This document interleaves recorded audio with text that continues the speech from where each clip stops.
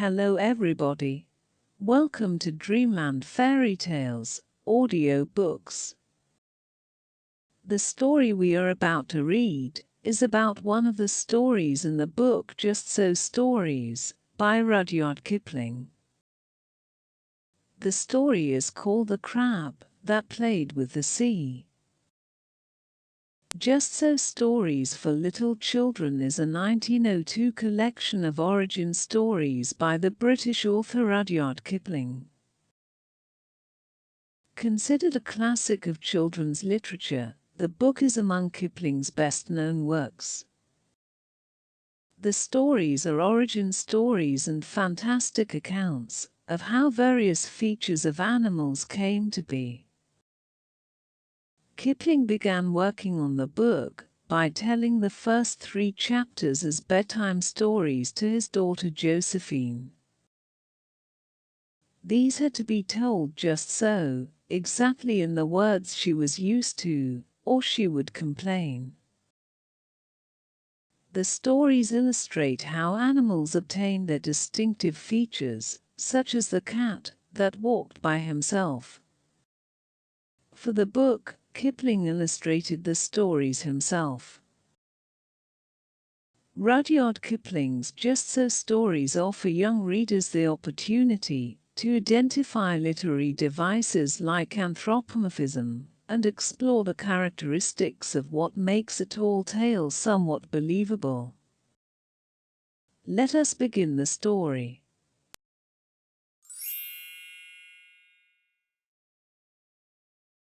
Before the high and far-off times, O my best beloved, came the time of the very beginnings, and that was in the days when the eldest magician was getting things ready.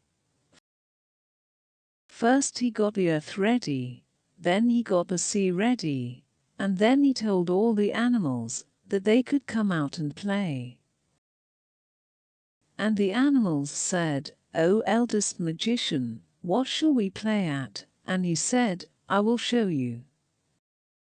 He took the elephant, all the elephant there was, and said, play at being an elephant, and all the elephant there was played. He took the beaver, all the beaver there was, and said, play at being a beaver, and all the beaver there was played. He took the cow, all the cow there was, and said, play at being a cow, and all the cow there was played.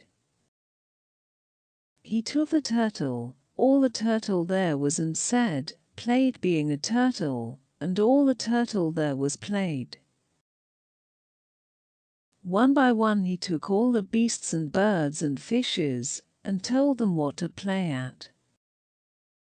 But towards evening, when people and things grow restless and tired, there came up the man, with his own little girl daughter, yes, with his own best beloved little girl daughter sitting upon his shoulder, and he said, what is this play, eldest magician? And the eldest magician said, Ho, son of Adam, this is the play of the very beginning, but you are too wise for this play. And the man saluted and said, yes, I am too wise for this play, but see that you make all the animals obedient to me. Now, while the two were talking together, Powama the crab, who was next in the game, scuttled off sideways and stepped into the sea, saying to himself, I will play my play alone in the deep waters, and I will never be obedient to this son of Adam. Nobody saw him go away except the little girl daughter, where she leaned on the man's shoulder. And the play went on till there were no more animals left without orders, and the eldest magician wiped the fine dust off his hands and walked about the world to see how the animals were playing. He went north, best beloved, and he found all the elephant there was digging with his tusks and stamping with his feet in the nice new clean earth that had been made ready for him. Come, said all the elephant there was, meaning, is this right? Pagan, said the eldest magician, meaning, that is quite right, and he breathed upon the great rocks and lumps of earth that all the elephant there was had thrown up, and they became the great Himalayan mountains, and you can look them out on the map. He went east, and he found all the cow there was feeding in the field that had been made ready for her, and she licked her tongue round a whole forest at a time, and swallowed it, and sat down to chew her cud. Come, said all the cow there was. Pagan, said the eldest magician, and he breathed upon the bare patch where she had eaten, and upon the place where she had sat down, and one became the great Indian desert, and the other became the desert of Sahara, and you can look them out on the map. He went west, and he found all the beaver there was making a beaver dam across the mouths of broad rivers that had been got ready for him. Come, said all the beaver there was. Pagan, said the eldest magician, and he breathed upon the fallen trees and the still water, and they became the Everglades in Florida, and you may look them out on the map. Then he went south and found all the turtle there was scratching with his flippers in the sand that had been got ready for him, and the sand and the rocks whirled through the air and fell far off into the sea. Come, said all the turtle there was. Pagan, said the eldest magician, and he breathed upon the sand and the rocks, where they had fallen in the sea, and they became the most beautiful islands of Borneo, Celebes, Sumatra, Java, and the rest of the Malay archipelago, and you can look them out on the map. By and by the eldest magician met the man on the banks of the Perak River, and said, Ho, son of Adam, are all the animals obedient to you? Yes, said the man. Is all the earth obedient to you? Yes, said the man. Is all the sea obedient to you? No, said the man. Once a day and once a night the sea runs up the Perak River and drives the sweet water back into the forest, so that my house is made wet. Once a day and once a night it runs down the river and draws all the water after it, so that there is nothing left but mud, and my canoe is upset. Is that the play you told her to play? No, said the eldest magician. That is a new and a bad play. Look, said the man, and as he spoke the great sea came up the mouth of the Perak River, driving the river backwards till it overflowed all the dark forests for miles and miles, and flooded the man's house. This is wrong. Launch your canoe, and we will find out who is playing with the sea, said the eldest magician. They stepped into the canoe, the little girl daughter came with them, and the man took his kris, a curving, wavy dagger with a blade like a flame, and they pushed out on the Perak River. Then the sea began to run back, and the canoe was sucked out of the mouth of the Perak River, past Selangor, past Malacca, past Singapore, out and out to the island of Bintang, as though it had been pulled by a string. Then the eldest magician stood up and shouted, Ho, beasts, birds, and fishes, that I took between my hands at the very beginning, and tore the play, that you should play, which one of you is playing with the sea? Then all the beasts, birds, and fishes said together, Eldest magician, we play the plays that you taught us to play, we and the children's children. But not one of us plays with the sea. Then the moon rose big and full over the water, and the eldest magician said to the hunchbacked old man who sits in the moon spinning a fishing line with which he hopes one day to catch the world, Ho, fish of the moon, are you playing with the sea? No, said the fisherman, I am spinning a line with which I shall some day catch the world, but I do not play with the sea." And he went on spinning his line. Now there is also a rat up in the moon who always bites the old fisherman's line as fast as it is made, and the eldest magician said to him, "Ho, rat of the moon, are you playing with the sea?" And the rat said, "I am too busy biting through the line that this old fisherman is spinning. I do not play with the sea." And he went on biting the line.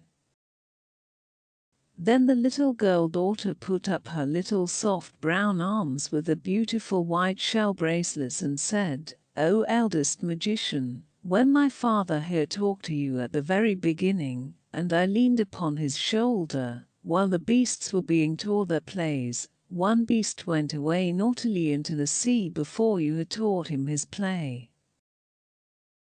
And the eldest magician said, "How wise are little children who see and are silent. What was the beast like?" And the little girl daughter said, "He was round, and he was flat, and his eyes grew upon stalks, and he walked sideways like this, and he was covered with strong armor upon his back." And the eldest magician said, "How wise are little children who speak truth. Now I know where Powhammer went. Give me the paddle." So he took the paddle, but there was no need to paddle, for the water flowed steadily past all the islands till they came to the place called Pusat, the heart of the sea, where the great hollow is that leads down to the heart of the world, and in that hollow grows the wonderful tree, Porjangi, that bears the magic twin nuts. Then the eldest magician slid his arm up to the shoulder through the deep warm water, and under the roots of the wonderful tree he touched the broad back of Powhammer the crab. And Powhammer settled down at the touch, and all the sea rose up as water rises in a basin, when you put your hand into it. "Ah," said the eldest magician, "now I know who has been playing with the sea." And he called out, "What are you doing, Powhammer?" And Powhammer, deep down below, answered, "Once a day and once a night I go out to look for my food. Once a day and once a night I return. Leave me alone." Then the eldest magician said, "Listen, Powhammer. When you go out from your cave the waters of the sea pour down into Pusat, and all the beaches of all the islands are left bare, and the little fish die, and Raja Moyankaban, the king of the elephants, his legs are made muddy. When you come back and sit in Pusat, the waters of the sea rise, and half the little islands are drowned, and the man's house is flooded, and Raja Abdullah, the king of the crocodiles, his mouth is filled with the salt water." Then Powhammer, deep down below, laughed and said, "I did not know I was so important. Henceforward I will go out 7 times a day, and the waters shall never be still." And the eldest magician said, "I cannot make you play the play you were meant to play, Powhammer, because you escaped me at the very beginning. But if you are not afraid, come up and we will talk about it." "I am not afraid," said Powhammer, and he rose to the top of the sea in the moonlight. There was nobody in the world so big as Powhammer, for he was the king crab of all crabs. Not a common crab, but a king crab.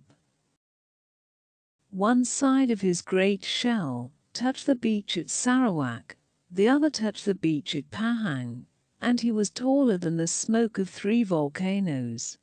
As he rose up through the branches of the wonderful tree he tore off one of the great twin fruits, the magic double-kerneled nuts that make people young, and the little girl daughter saw it bobbing alongside the canoe, and pulled it in, and began to pick out the soft eyes of it with her little golden scissors. "Now," said the magician, "make a magic, Powama, to show that you are really important." Powama rolled his eyes and waved his legs, but he could only stir up the sea, because, though he was a king crab, he was nothing more than a crab, and the eldest magician laughed. "You are not so important after all, Powama," he said. "Now, let me try," and he made a magic with his left hand, with just the little finger of his left hand, and, lo and behold, best beloved, Powama's hard, blue-green-black shell fell off him as a husk falls off a cocoa nut, and Powama was left all soft, soft as the little crabs that you sometimes find on the beach, best beloved. "Indeed, you are very important," said the eldest magician. "Shall I ask the man here to cut you with Chris? Shall I send for Raja Moyankabon, the king of the elephants, to pierce you with his tusks, or shall I call Raja Abdullah, the king of the crocodiles, to bite you?" And Powama said, "I am ashamed. Give me back my hard shell, and let me go back to Pusatasek, and I will only stir out once a day, and once a night to get my food." And the eldest magician said, "No, Powama, I will not give you back your shell, for you will grow bigger and prouder and stronger, and perhaps you will forget your promise, and you will play with the sea once more." Then Powama said, "What shall I do? I am so big that I can only hide in Pusatasek, and if I go anywhere else, all soft as I am now, the sharks and the dogfish will eat me. And if I go to Pusatasek, all soft as I am now, though I may be safe, I can never stir out to get my food, and so I shall die." Then he waved his legs and lamented. "Listen, Powama," said the eldest magician. "I cannot make you play the play you were meant to play, because you escaped me at the very beginning, but if you choose, I can make every stone and every hole, and every bunch of weed in all the seas a safe Pusatasek for you and your children for always." Then Powama said, "That is good, but I do not choose yet. Look, there is that man who talked to you at the very beginning. If he had not taken up your attention, I should not have grown tired of waiting and run away, and all this would never have happened. What will he do for me?"